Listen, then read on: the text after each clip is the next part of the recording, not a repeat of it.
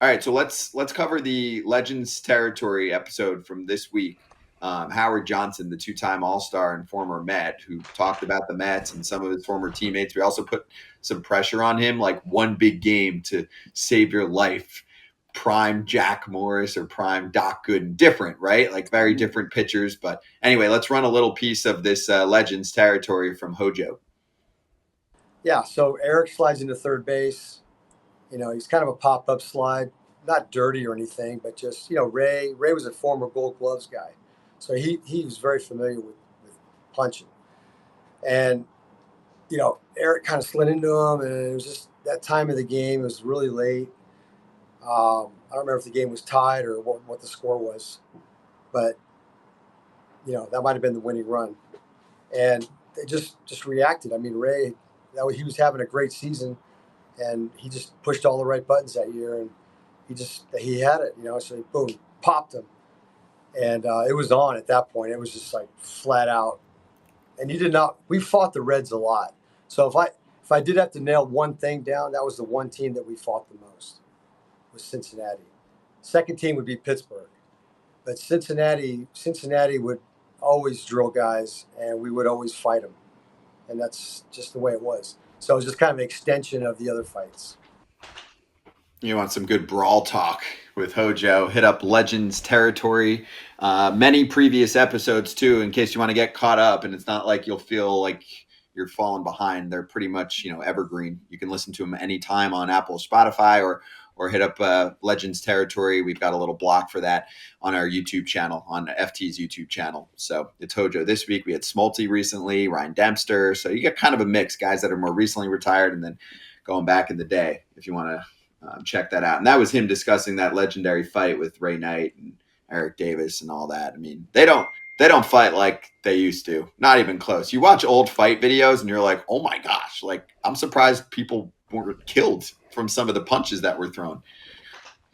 Yeah, he just went straight right hook right to the jaw from a pop up slide. Yeah, I mean, I think I've been in a couple bench clearing brawls, but they're not really brawls, right? I mean, it's a bunch of like dancing around at the edge of the edge of the circle, trying to find your buddy who's on the other team. But I don't know, AJ, have you been in any good ones? Been in some good ones in the minors, and they're the minors are different because less security to stop it, a lot more anger because you ain't making nothing, and you was tired of that peanut butter and jelly with banana that you had prior to the game. But you can't fight like that like back in the day. And there was a lot. I mean, those there were boys. There was hatred back then when they played. Now, again, New York and Boston might not like each other and franchises, but the guys like each other. The Yeah. guys are real cool with each other. You go back 10 years. You go back even a little bit longer. Now that they hated each other. I know when you first got over there, it was hatred. When Jeter was Yeah. still there, when Big Poppy was still there, it wasn't go lovey dovey. We're not shaking hands. You come to Baltimore, what's up, dog? You in New Yeah. York, nah. hmm And that rivalry, I think it came back a little bit. You've seen it. I think San Diego and L.A. were having a little bit of that spat last year.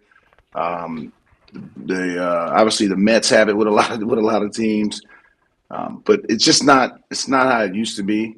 And guys, like I said, guys will dance around and try and find their boy because no one's really trying to fight. But the best part though was it was Manoa. He wanted to fight and he wanted to fight Cole. He told Cole to come across that Audi sign, and he didn't want none of that. And I don't blame him. You know what I mean? I don't blame him either way. But yeah, it's just not how it used to be because the big boys used to just throw haymakers. Were you on the field for Machado Petroia? That whole thing?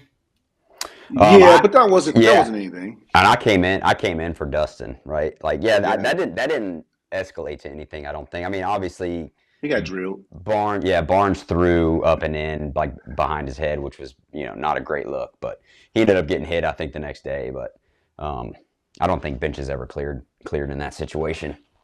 He No. was the Ventura though, Manny and Ventura, R.I.P.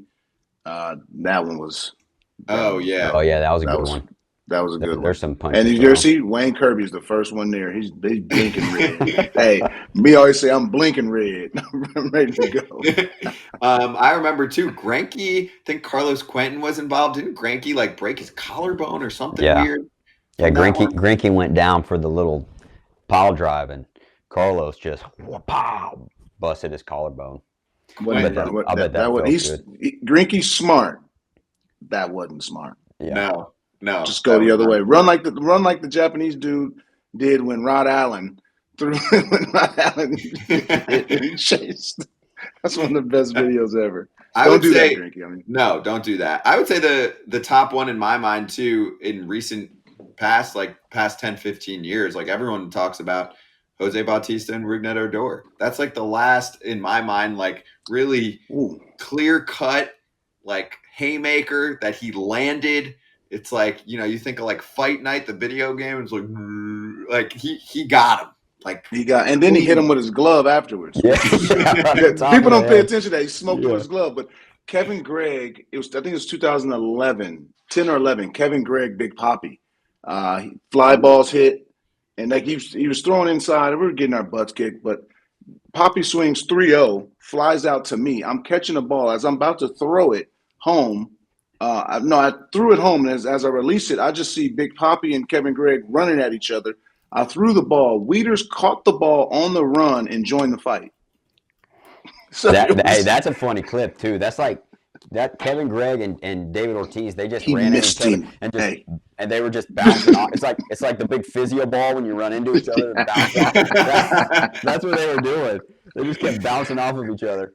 That was such a great clip. And Kevin Gregg missed Papi's face by just centimeters, man. And wow. That would have hurt. Kevin Gregg is a big dude.